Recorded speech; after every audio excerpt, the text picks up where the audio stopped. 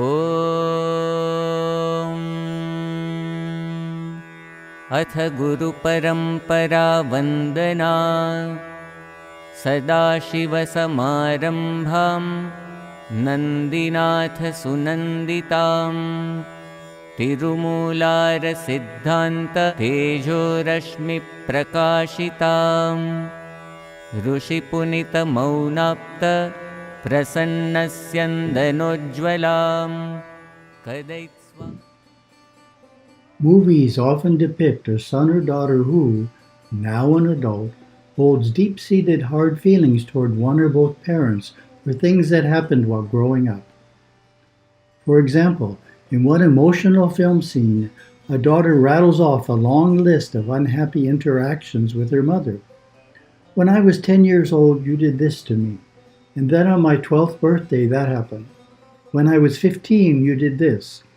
When I was 20, I brought a boy home and you were unkind to him. When I was 22, this happened. Piling up early reactions is as natural as it is debilitating. As grown-ups, we can continue adding to our subconscious stockpile of you did this to me resentments. Recently, I spoke to a man who was filled with resentment about how unfairly his business partners had treated him. His mind was totally absorbed in the past. One partner cheated me by doing this 4 years ago. 2 years ago, another partner did that. And last month, this happened. Did the son or daughter demonstrate any good feelings toward the parents? Did the businessman like or respect his partners? No. There were only disturbed feelings between them. There was no affection. It was unaffection. Was there attachment to these hurtful memories? Yes. There was powerful clinging to the past and frequent mental rehashing of unsavory events. I call this common condition unaffectionate attachment. It is a state of mind filled with bitterness, misunderstandings, bad memories, and even grudges. Anyone can fall into this abyss. Some live there throughout life. So, if we become overwhelmed by past acrimonies, we need to learn how to extract ourselves. My Gurudeva Savaya Subramaniaswami emphasized the art of working with the mind's natural tendencies as a fundamental part of spiritual life. When the aspirant is able to meet ordinary happenings and respond to them in the effortless wisdom born of detachment, that indicates that his striving is genuine. When he is able to encounter conditions that send ordinary people into states of disappointment or discouragement, and when his emotional nature indicates mastery over these lesser states of consciousness, he is well on his way toward filling the gaps of a natural growth of the instinctive vehicles, body, emotions, and intellect. To maintain equilibrium on the path, we need to clear the subconscious mind of such negative attachments, which I am calling unaffectionate attachments. The presence of significant unaffectionate attachments in the subconscious will cause the mind to constantly dwell on the past. It is not hard to understand that this hampers our creativity and progress in the present, diminishing our quality of life. One of the victims is our ability to meditate.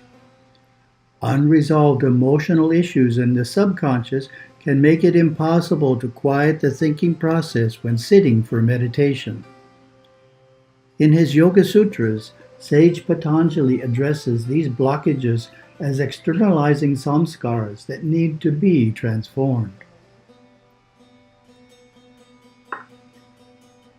My guru gave specific practices for removing them from the mind. The primary method he gave is Vasanadaha Tantra, known as journaling in Western terminology. He defined it as writing down the events that we are troubled by and then burning the paper in an ordinary, non-ceremonial file. Watching our concerns, our hurts, our negative recollections disappear in the flames is cathartic. Impressing the mind with the possibility of riddance of past traumas. We can even write and burn letters to people that we hold animosity against.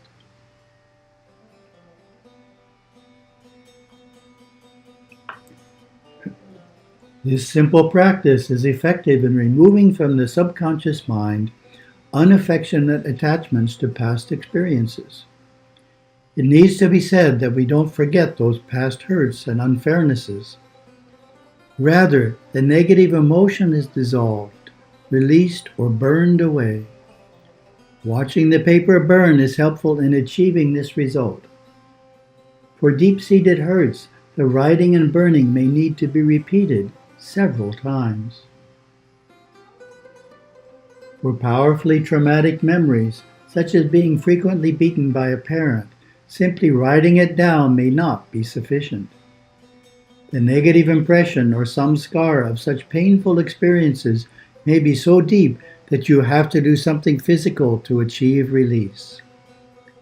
For such instances, Gurudeva has even given the flower prayaschitta, or penance. It consists of putting up in the shrine room a picture of the person you are resenting, and then every day for 31 days placing a flower in front of the picture and, in that moment, sincerely forgiving him or her.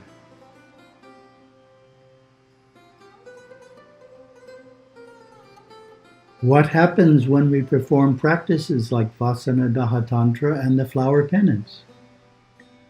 We arrive at stage 2, unaffectionate detachment. We still don't like the person, but at least we are not thinking about them all the time in a negative way. We have detached ourselves partially.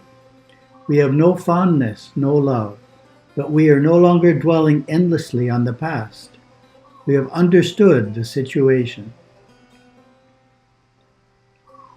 Returning to our movie example, in the next scene, the mother responds to the daughter's outburst. I did the best I could in raising you. Suddenly the daughter accepts that, realizing her mother had her own challenges and was not perfect. And it was unrealistic for her to expect a perfect childhood. They had now reached an understanding that released the attachment, but still, it didn't awaken affection. They had a cold relationship. Of course, that is not the goal. The goal is affectionate detachment. Early in his ministry, Gurudeva gave a deceptively simple method for cultivating affectionate detachment. The best way to keep the actinic, spiritual, force flowing through the physical body is practicing the art of giving. Doing little things for others you have not been asked to do. That's not difficult, right? Doing little things for others that you have not been asked to do. Try it yourself and you will find that, yes, it does work. It actually takes us from unaffectionate detachment to affectionate detachment. It builds up love and good feelings towards those to whom we had hard feelings in the past. Of course, one act of giving doesn't change everything, but repeated over and over again, offering little gifts, doing things for others that they don't anticipate, changes the feelings between people. It creates more love, more kindness, and warmth. This is an important practice to incorporate as a perpetual behavior, because there is always the opportunity for new hard feelings to develop in life. Harmony is something we have to work at the rest of our life because we will be interacting with people the rest of our life. For those on the spiritual path, getting along with people, ensuring that new hard feelings don't develop, is an essential part of karma management. The resultant harmony is empowering, but Gurudeva takes it even further He says, it eventually leads to greater actinic understanding. That means we not only have good, kind feelings about others, but we also understand their nature better. Part of the reason we don't get along with some people is that we just don't understand them. A natural assumption is that everyone is like me. In reality, you may not meet anyone just like you your whole life. People are different, sometimes very different. If we are unaware of such differences, misunderstandings and hard feelings can arise. Our attitudes and interactions naturally improve when we are aware of the differences, sensitivities, needs, and limitations of others. When the attitudes of affectionate detachment are the daily norm, not only do we have kindly feelings toward others, but we also understand them in an intuitive, actinic way. It is not an intellectual analysis. It is an intuitive sense of who a person is, what karmas he or she has brought into this life. And because we appreciate that person's nature, we make allowances and get along with them better. That completes the process of achieving affectionate detachment. We start with unaffectionate attachment and then move to unaffectionate detachment. From there we move to affectionate detachment, which comes in 2 stages. The first stage is expressing more love and kindness towards others.